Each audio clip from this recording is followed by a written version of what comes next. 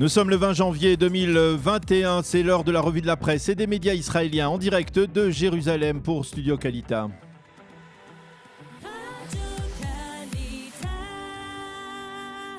On retrouve Daniel Haïk à Jérusalem et deux grands titres. Daniel se partage la une de tous les quotidiens et sites d'information. Le premier est lié à la flambée de contamination du virus en Israël.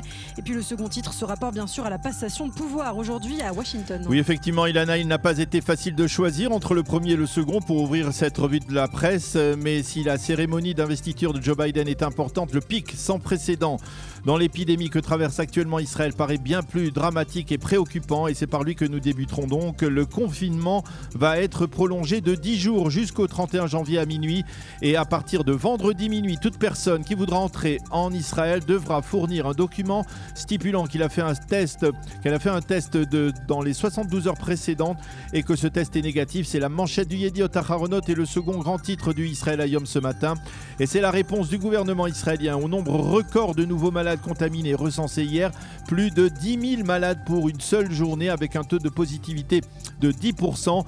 Pour le Yediot Aharonot, le véritable danger, c'est l'actuelle mutation du virus qui semble frapper dangereusement à la fois les enfants et surtout les femmes enceintes. Et pour prouver ce tournant, le Yediot Aharonot nous montre une famille entière, la famille Greenspan d'Afula. Le père, la mère et les 5 enfants, dont un bébé d'1 an et demi, ont tous été contaminés. Le journal se fait également l'écho des femmes enceintes qui d'un côté comprennent que le virus peut les frapper dangereusement et de l'autre ne sont pas rassurées à l'idée de se faire vacciner pour le Israël Hayom. Il s'agit là, je cite, d'un dilemme dramatique. Et toujours sur la crise sanitaire, autre donnée mentionnée en évidence. Hier soir dans les journaux israéliens, plus d'un tiers des nouveaux malades sont des juifs orthodoxes. Oui, et hier soir, Yair Cherki, le correspondant de la chaîne 12 en charge du monde orthodoxe, explique que dans l'entourage du Rav Chaim Kanievski, le leader spirituel du monde orthodoxe, on n'a pas l'intention d'appeler à la fermeture des yeshivot. La chaîne 12 a cité l'un des représentants les plus connus de cette communauté, Yehuda Meshizav, qui est le fondateur de l'organisation Zaka, qui a perdu il y a quelques jours sa mère du coronavirus et qui s'insurge contre le silence des rabbinim, des rabbins.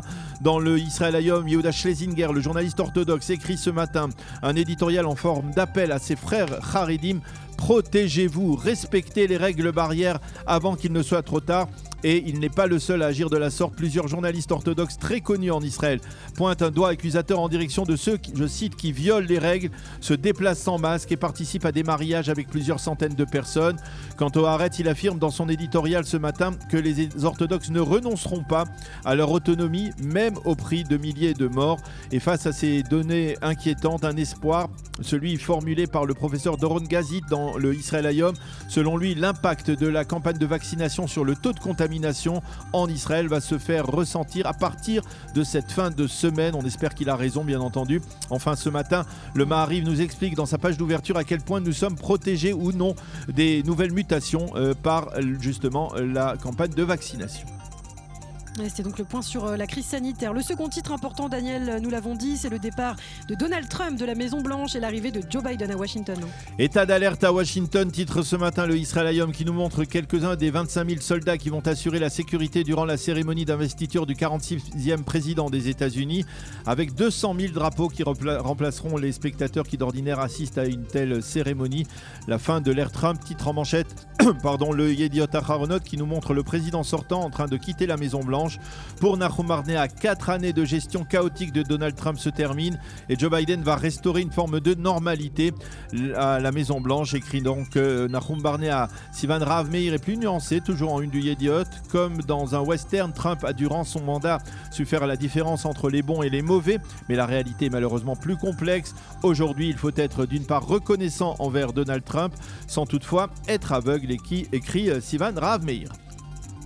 Et justement, puisqu'on parle de reconnaissance envers Donald Trump, le Israël Hayom fait témoigner l'épouse de Sheldon Adelson, Myriam Adelson. Et oui, quelques jours à peine après avoir conduit son mari Sheldon Adelson en terre d'Israël, c'est Myriam Adelson qui écrit dans son journal, le Israël Hayom, un éditorial en première page, un éditorial de reconnaissance au président sortant Donald Trump. Aujourd'hui, en tant qu'Israéliens, nous sommes fiers en tant qu'Américains, nous sommes fiers en tant que Juifs et nous devons remercier Donald Trump pour tout ce qu'il a fait au cours des 4 dernières années. Il a reconnu Jérusalem Jérusalem comme capitale d'Israël, y a transféré son ambassade, il a reconnu la souveraineté israélienne sur le plateau du Golan, il a mis fin à l'accord avec l'Iran et accentué les sanctions contre ce pays.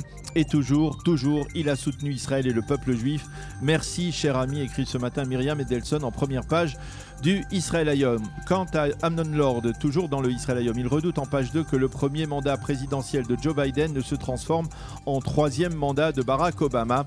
Et le journal cite un extrait de l'interview que lui a accordé le sénateur pro-israélien Ted Cruz, qui affirme « La politique de Joe Biden envers l'Iran est une menace existentielle pour Israël ». Et puis une page politique pour terminer et un développement intéressant dans un petit parti politique en Israël. Oui, il s'agit du Foyer Juif. Il y a encore quelques années, le Foyer Juif était la digne réincarnation du Parti national religieux, l'une des plus stables formations de l'échiquier politique israélien et la composante incontournable de nombreux gouvernements, mais de sérieuses turbulences ont secoué ce parti au cours des dernières années. Un parti qui, dans tous les sondages aujourd'hui, ne dépasse pas le seuil d'éligibilité. Hier, le Foyer Juif s'est désigné une nouvelle chef de file en la personne d'une femme relativement inconnue, Hagit Moshe, qui est actuellement adjointe au maire de Jérusalem. Les observateurs affirment que sa victoire est un succès pour Binyamin Netanyahou. Et oui, en effet, on estime que Hagit Moshe et le Foyer Juif vont s'allier à Betzalel Smotrich et le Ichud Leumi pour former un bloc sioniste religieux qui soutiendra sans réserve le Premier ministre. C'est la fin de cette revue de la presse.